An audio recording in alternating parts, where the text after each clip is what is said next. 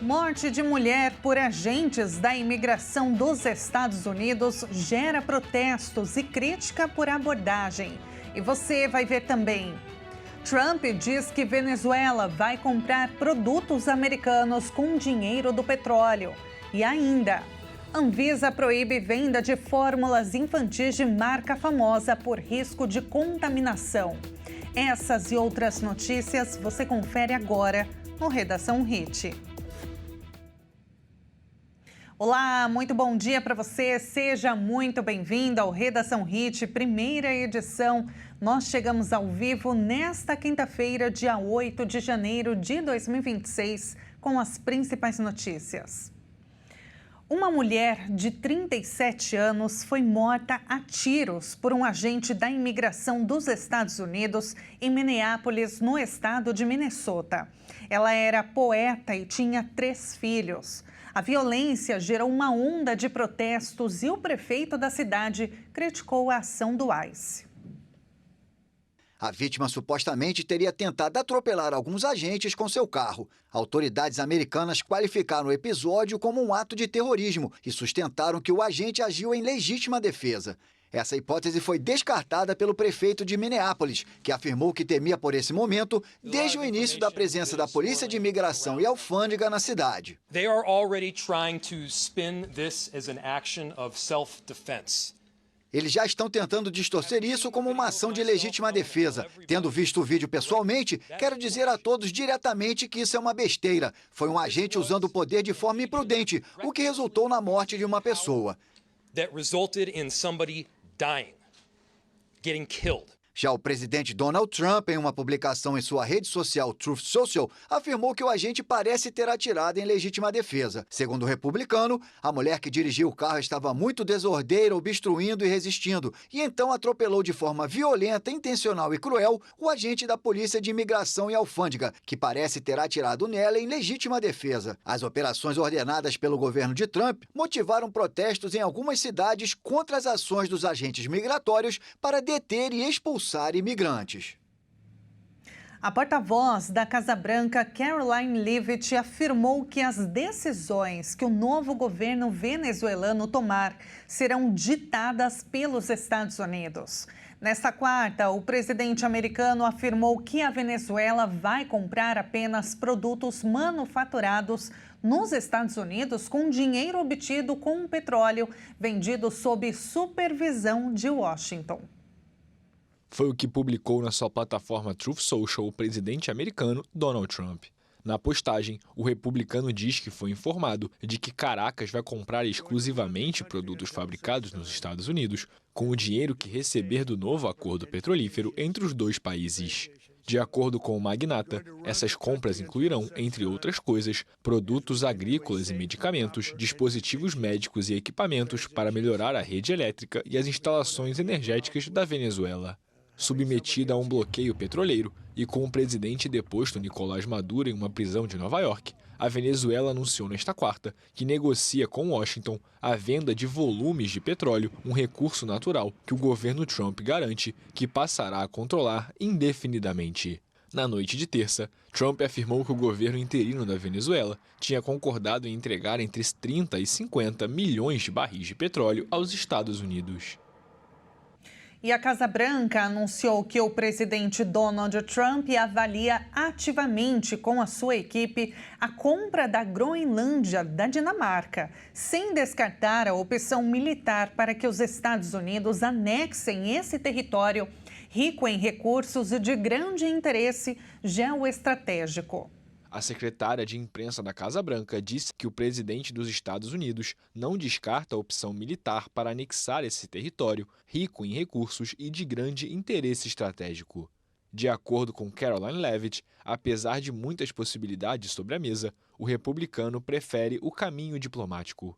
O presidente tem sido muito aberto e claro com todos vocês e com o mundo ao afirmar que considera ser do melhor interesse dos Estados Unidos deter a agressão russa e chinesa na região do Ártico. E é por isso que sua equipe está discutindo como seria uma possível compra. Pouco antes, o secretário de Estado, Marco Rubio, havia dito que planejava se reunir com o governo da Dinamarca na próxima semana para tratar do tema. A Groenlândia é uma enorme ilha em um território dinamarquês autônomo entre o Atlântico Norte e o Oceano Ártico. Grande parte de sua superfície terrestre é coberta de gelo, mas com o aquecimento global, novas rotas de navegação devem surgir na região. A ilha da Groenlândia ainda concentra grandes reservas de minerais, as terras raras necessárias para a fabricação de chips, além de petróleo e gás. Após uma série de ameaças, o presidente dos Estados Unidos e o presidente da Colômbia, Gustavo Petro, conversaram por telefone nesta quarta-feira. O republicano afirmou que eles falaram sobre a situação das drogas e sobre a divergência que tiveram e vão acertar uma data para receber o líder colombiano na Casa Branca. A chancelaria colombiana confirmou que o presidente do país, o esquerdista Gustavo Petro, teve sua primeira conversa telefônica com seu par dos Estados Unidos, Donald Trump. A ligação ocorre em meio a ameaças de Washington de uma possível ação militar contra a nação sul-americana. O republicano acusa sem provas Petro de ser um líder do narcotráfico e disse que lhe pareceria bem realizar uma incursão militar em solo colombiano, semelhante à realizada na Venezuela, que levou à captura no sábado de Nicolás Maduro. O Ministério das Relações Exteriores colombiano não comentou o conteúdo nem a duração da ligação, mas Trump, em sua plataforma Truth Social, disse que convidou Petro a visitar a Casa Branca em breve. No texto, o republicano fala que foi uma honra conversar com o presidente da Colômbia, que ligou para explicar a situação das drogas e outras divergências. Trump ainda destacou que agradeceu e que os preparativos para o encontro em Washington estão sendo realizados pelo secretário de Estado Marco Rubio e Bogotá. Dia 8 de janeiro de 2023, há exatamente 3 anos, milhares de radicais invadiram e depredaram as sedes dos 3 poderes da República em Brasília. O ataque dos apoiadores do ex-presidente Jair Bolsonaro marcou o ápice de uma série de protestos violentos e a tentativa de um golpe de Estado para depor o presidente eleito e empossado uma semana antes.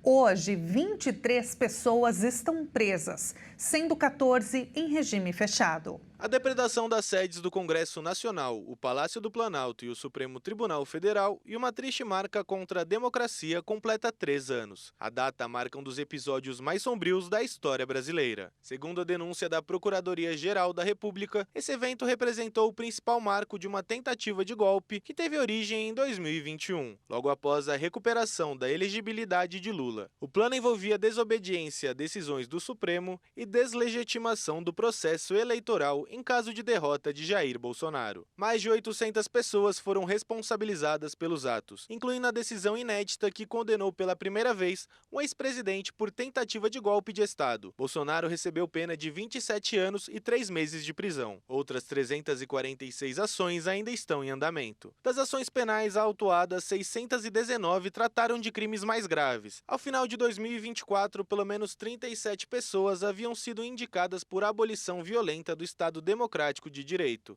golpe de Estado e organização criminosa, divididas em 6 núcleos. Foram homologados 564 acordos por infrações de menor potencial ofensivo, com medidas como prestação de serviços à comunidade e cursos sobre democracia.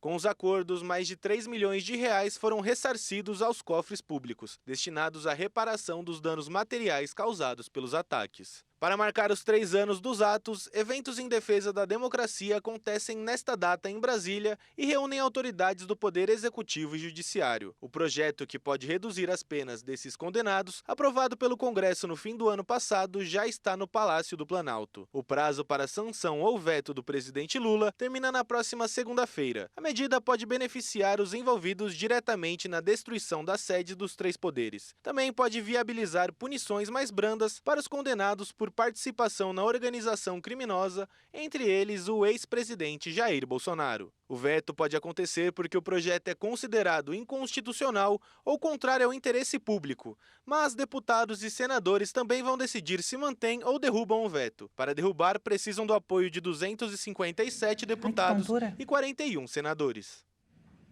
O governador de Minas Gerais, Romeu Zema, ampliou a segurança policial a ex-governadores às vésperas de deixar o cargo. A medida vale após o término do mandato.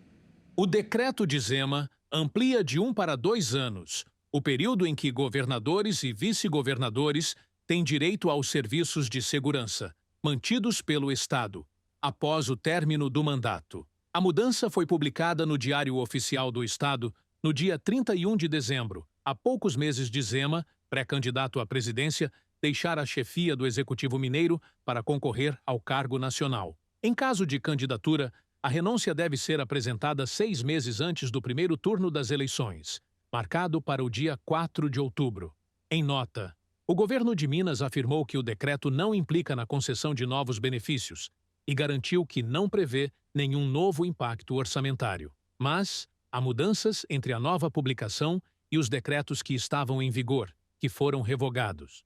O novo decreto estabelece que o prazo de 2 anos para a prestação dos serviços de segurança pode ser prorrogado por mais 2, mas deve ser limitado ao fim do mandato subsequente. Isso já acontecia antes, mas o período garantido inicialmente era de apenas 1 ano. O texto também define que os serviços de segurança de ex-governadores e ex-vice-governadores devem ser prestados por 3 policiais militares, sendo 1 oficial e 2 praças, por turno de serviço, a previsão de escalas que não existia antes. Com isso, aumenta também o número de servidores à disposição. Além disso, a nova publicação garante segurança governamental também a familiares das autoridades e a pessoas com quem elas tenham vínculo, desde que haja interesse público. Por ser um ano eleitoral, nos próximos meses, mais de 20 ministros podem deixar o governo federal. O presidente Lula já tem 2 pedidos de 2 alterações confirmadas no Ministério da Justiça e no Ministério da Fazenda.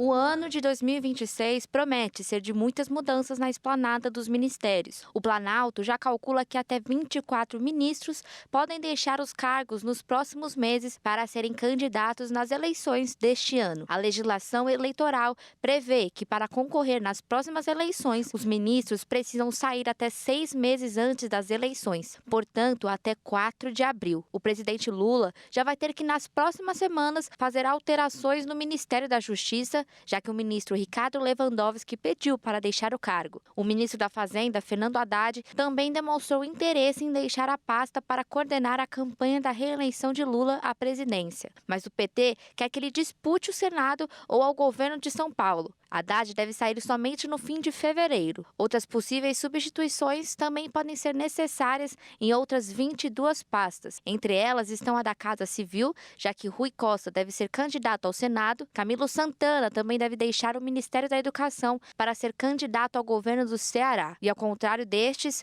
2 ministros que atualmente são deputados federais já anunciaram às suas equipes que não vão deixar o governo para serem candidatos. Guilherme Boulos, que recentemente assumiu a Secretaria-Geral da Presidência, e Alexandre Padilha, que permanece à frente da Saúde.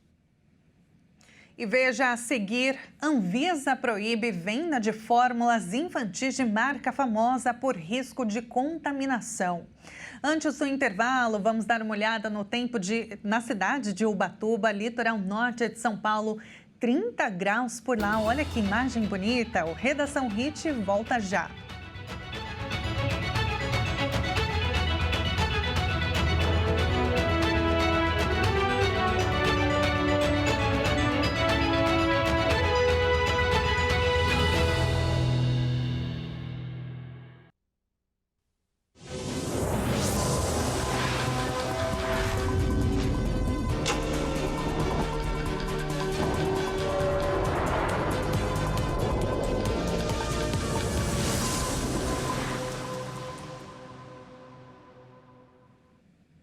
E nós estamos de volta agora no horário de Brasília, 11 horas e 46 minutos. A França decretou a suspensão temporária das importações de certos produtos agrícolas, tratados como substâncias proibidas na União Europeia, que são procedentes principalmente da América do Sul. A medida é vista como uma resposta à indignação dos agricultores franceses em relação ao acordo comercial União Europeia-Mercosul. A medida foi tomada em resposta à indignação de seu setor agrícola em relação ao acordo comercial entre a União Europeia e o Mercosul, que Bruxelas espera assinar na próxima semana. Com a iminência do pacto, França e o bloco europeu buscam maneiras de tranquilizar seus agricultores e pecuaristas, que temem o impacto da chegada de produtos das potências agrícolas de Argentina, Brasil, Uruguai e Paraguai.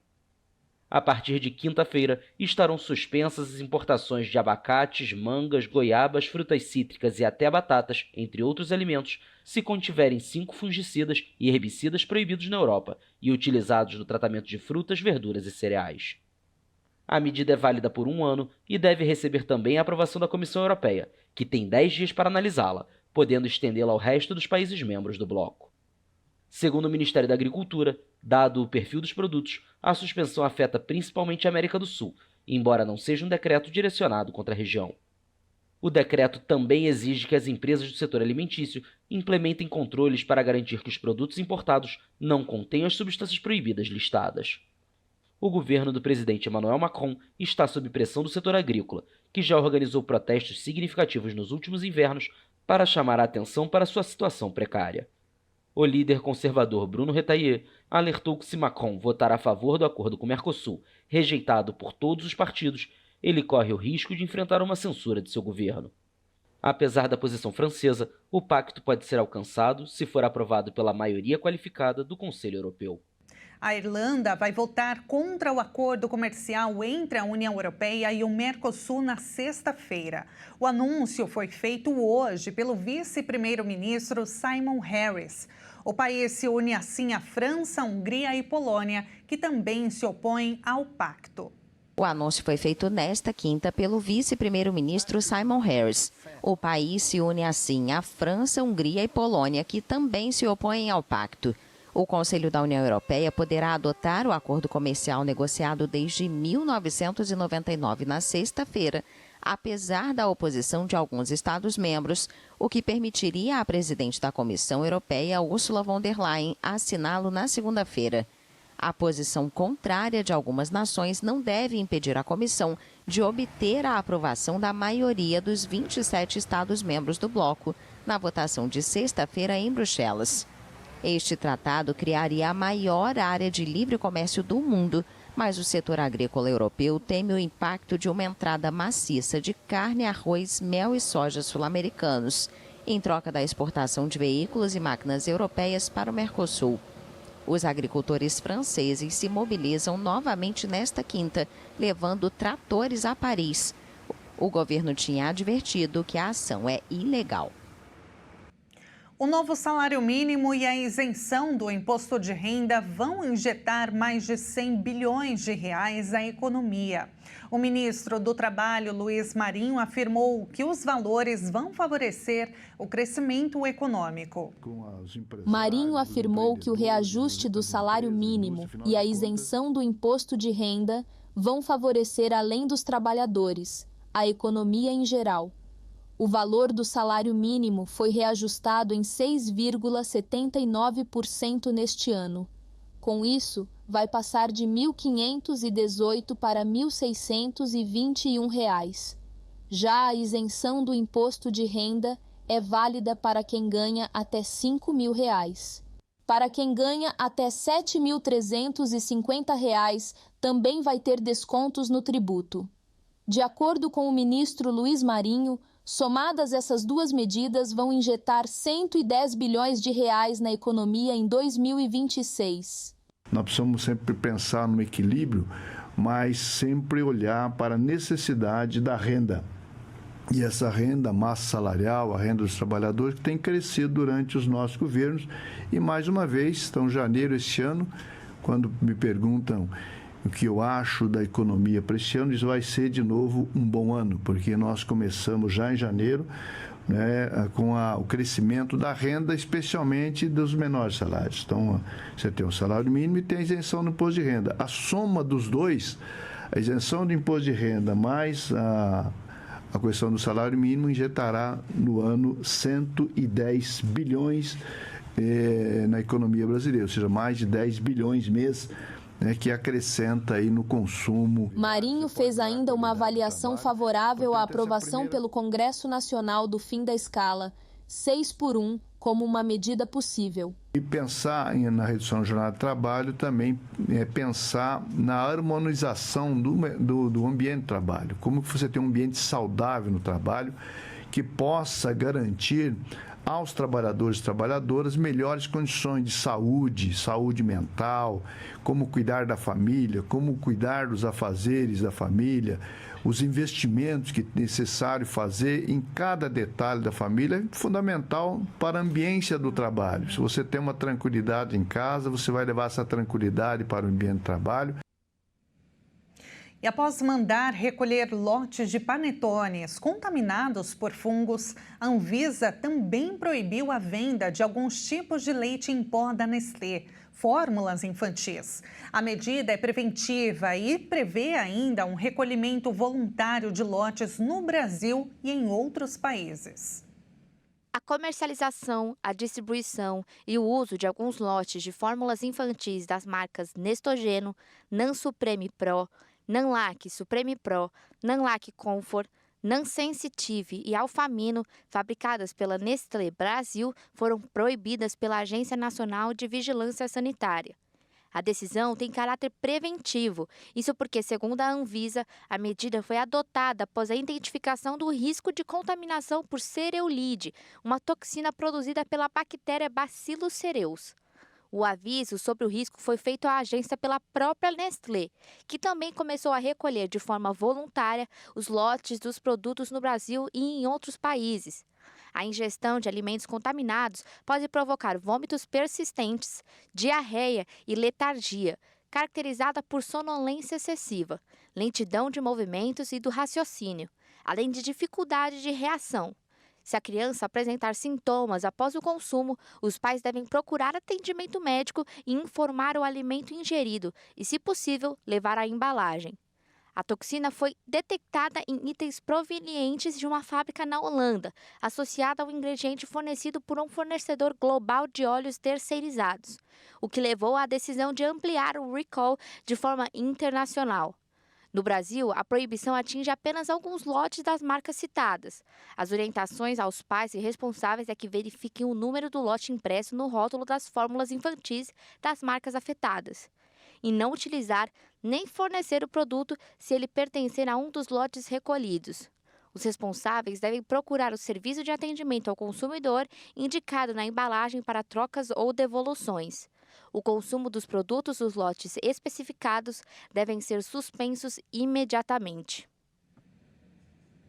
E o Redação Hit fica por aqui, mas antes vamos dar uma olhadinha no tempo na capital paulista neste momento. A câmera do alto do prédio da Hit TV, termômetros marcando 28 graus, sensação térmica maior de 29 e a máxima, gente, pode passar dos 30 graus em algumas regiões. Muito obrigada pela sua companhia. Se for sair de casa, leve o guarda-chuva porque tem risco de pancadas, viu, de chuvas ao longo da tarde.